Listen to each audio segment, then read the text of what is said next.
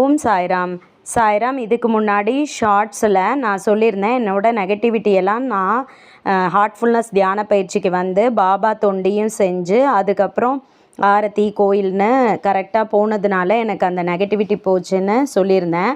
அப்போ நீங்கள் சில பேர் கேள்வி கேட்கலாம், என்னால் டெய்லி கோயிலுக்கு போக முடியாது, டெய்லி ஆரத்தி அட்டன் பண்ண முடியாது, கோயிலில் என்னால் போய் தொண்டு செய்கிறதுக்கெல்லாம் எனக்கு சான்ஸ் கிடைக்காது அப்படின்னு நினைக்கிறீங்களா?